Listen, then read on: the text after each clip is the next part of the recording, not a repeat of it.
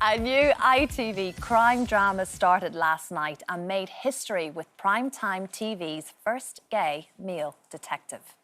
A man was found dead this morning at Crow Point. It's the event. You know the worldly aren't supposed to mourn with us. No witnesses, no forensics, no motive. It took courage to do what you did. Go and make your own way. It wasn't the church that said I had to leave my family, was it? It was just you. You chose your own path, Matthew. Now it's led you back to us. That is The Long Call, and its star Anita Dobson joins us this morning. It's so good to see you, Anita. Good morning. Really got gripped with this last night, and actually a couple of minutes in and I knew, right, this is going to be good, and it has got success written all over it. It was a best-selling novel, obviously. Yes. But produced by the team that have brought us Vigil and Vera. And Vera, I love Vera. So do I. So you kind of knew straight away the second that script arrived, this is going to be good. Yeah, I mean, the script was wonderful. I mean, I got the first script and thought, oh, but I knew it was a four-parter, so I couldn't wait for the rest of them. You know, by the time I got to 3 and 4, I was, yes, please. Yeah, well, look, without obviously giving away any kind of spoilers, but what can you tell us about this drama? Well, it's obviously we've got our first male gay detective. Yeah, making TV history, like we say. I know. Last night, Jess. And then I think, why has that not happened before? Why has it taken so long? Yes. Yeah. Yes, but yeah, that certainly places it. And it actually is about our detective here who ends up having to go back to the very community that really told him to leave and didn't want to have anything to do with him. So he's having to go back into that, and then that is kind of the foundation. Yeah, to confront of his story. Life. Yeah, with his mother, you know, issues with his mother, with the Barham Brethren, which is the cult that he was part of. I mean, I didn't realise that they existed, these cults, but the Brethren exists to this day all over the place. There's lots of them, so it was quite an eye-opener for me. I bet. And your character, Grace, she's very compassionate, but you can see there are a lot of issues. She's very damaged. She's a wretch of a woman, really. She's in a very dark place and she can't get out. She's sort of in a limbo land. Yeah. And you kind of feel straight away, you just feel sorry for her. That's kind of how I felt. And funny, when you finished filming, Anita, you actually kind of took away a little bit of Grace with you, didn't you? I'm still wearing the wedding ring that I wore as Grace. I loved her so much. I loved playing her, but I sort of fell in love with the character. And I think she'll always be, you know, inside me, a little part of me. There's certain parts that you play that stay with you forever, and Grace is definitely one of them. Well, I was just going to say, I mean, you've got this huge back catalogue of characters, Anita, in your career. What is it about Grace? And indeed, this production that you do claim that it was one of the best you've ever worked on. Yeah, it was brilliant. It was brilliantly written, thanks to LITV'S.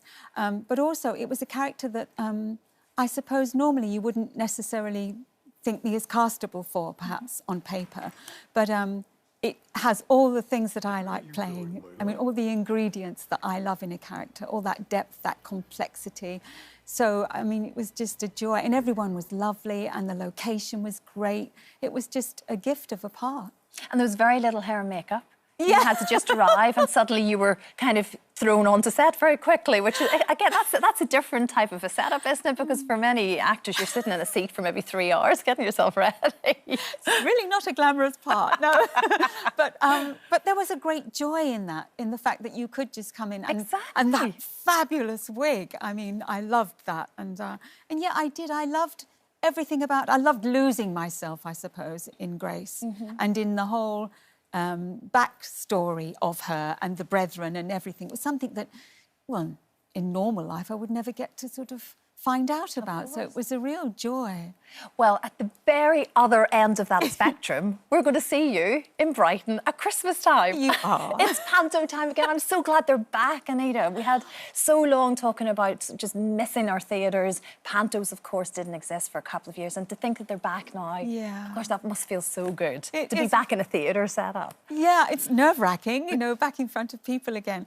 But it is very exciting and very uplifting. I mean, as soon soon as, I think everybody, the whole cast, when we all got together for a press call, felt kind of, yay, we're back, you know. So it is a good feeling, yeah, and I hope that the audiences will love it down there. Brighton's a great place to work anyway, so I'm really looking forward to it.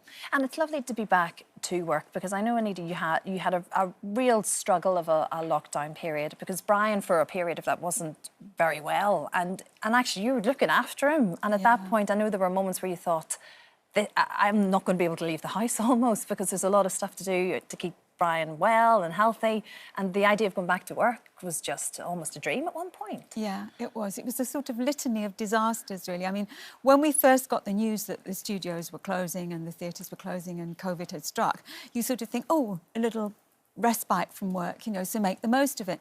And then, first of all, he got sciatica, then he had a heart attack, and then he had a hemorrhage. So he was really in a bad way. I mean, it's funny because you think you'll react a certain way when a disaster happens or when somebody you love is really ill, and sometimes you react completely differently to the way you expected. I sort of went into shock. I couldn't believe it. I kind of was almost kind of numbed with the fear that, you know, something awful was going to happen to him. But thank God he's back on form, doing his exercises, swimming regularly, and music. Good. Yes, that's the key. It was in August, I got to speak with him, and he was reissuing his album from 30 years ago, and just loving life, actually. I'm really excited about the idea of getting back out there with music. I think he is really excited about it, and he's found new things to do about it. I mean, the video he's done to go with it, I think he's absolutely brilliant, very clever. But then he is clever, isn't he? He's a genius. Of course he is, of course he is. But Anita, it's such a great series, The Long Calls. We've 3 more nights of it, don't we? Yeah, it's and a 4-parter. stick with it, because the last one's my big one. We, of course, will. It's on tonight on ITV at 9 p.m, The Long Call. Thank you so much, Anita. As always, so lovely to see you. Thank you. Don't forget, you can watch full episodes of Lorraine on the ITV Hub, and all the best clips, compilations and playlists right here on our channel. Just subscribe now and you'll never miss an upload. Click here to watch another video similar to this one, or click here to head to our channel's homepage to explore all of our exciting videos.